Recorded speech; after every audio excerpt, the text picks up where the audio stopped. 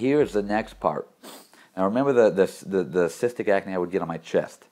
Now here's where it got interesting, because the cystic acne would, you know, stretch out your skin and it would get real puffy, you know. And what happened after the acne went away there in my chest area was that I was left with these real deep holes in the middle of my chest.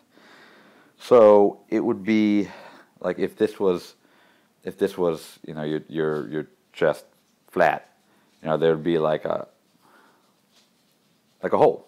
It was like a hole, and it wasn't a small hole. Like it wasn't like the kind of craters that you get on your face. It was like a good U-shaped, you know, crater that was maybe a half an inch, maybe a little bit less than half an inch, you know, in diameter. And so it was literally the exact opposite of what it started at, being acne that was puffing up. Now it was just a hole in my chest.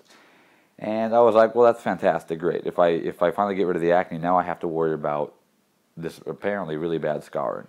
And not only was it like a divot and a hole, and I'll show you guys pictures, but it was also, you know, red.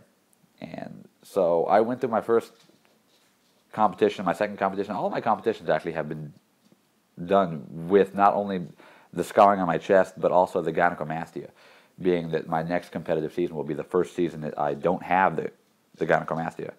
So when I went to my doctor for gynecomastia, I had already gone to him once, and you hear me speak of the incredible price I got for my gynecomastia, and that having something to do with my previous business relationships with him. Well, I also had him perform, you know, a procedure on my chest to try to get rid of the scarring on my chest area, because I would have these holes. And like I said, the holes were not only like, it was here, kind of went up a little bit, another hole here, another hole here. And so I had him, you know, take a look at it, and he said, yeah, I could, you know, do whatever I do, and I'll do what I can to get the area a little bit better.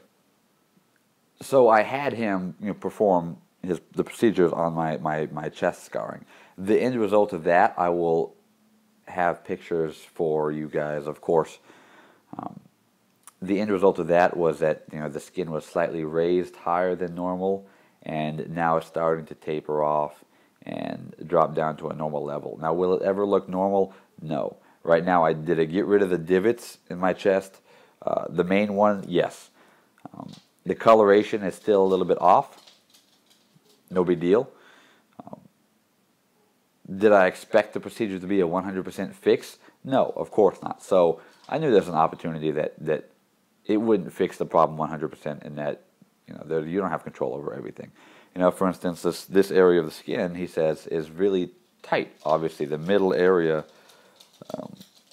of your chest, you have a lot going on. There's a lot of skin being stretched, a lot of tension. So that makes scarring a lot worse, and it makes healing a lot harder.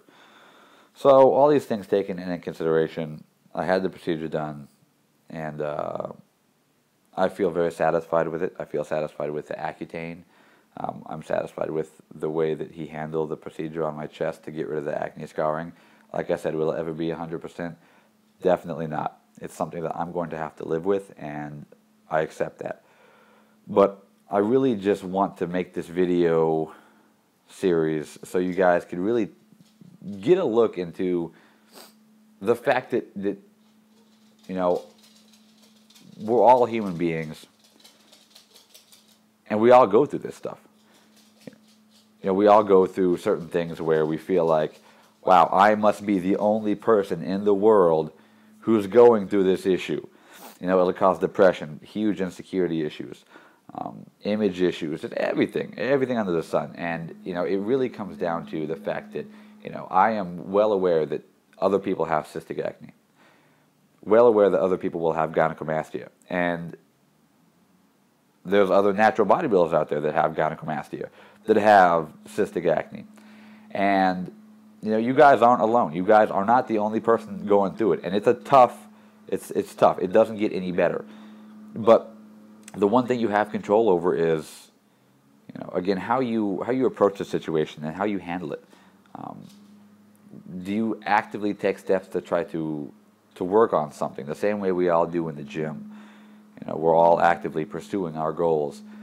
So why then should I not be actively pursuing, a resolution for my issues that cause me anguish, being, for myself personally, my gynecomastia, my acne issues. So again, I really just want you guys to feel free to ask me questions, to understand that I've been through a lot of these issues, and I'd love to help. But more importantly, that it's not just about me, it's about, getting information out there to people that, there are certain things that will help with an issue. You don't just have to deal with it, and don't let it cause you that much anger, anguish, and depression, because it will. If you allow it to, it will. I think we all have body image issues. We all go to the gym. We all dedicate so much more time than the average person to just our appearance. That is definitely an obsession and a mental, a mental disorder in its own. You could say that.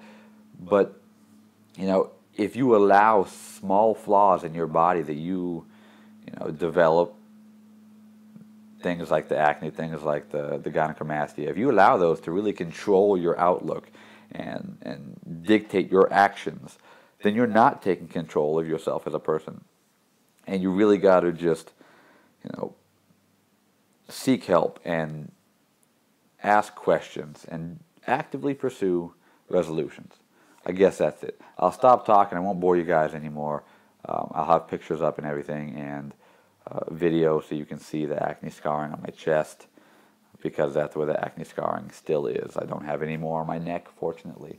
But I hope this helps, guys. Again, thank you so much for watching. I really appreciate all of the support.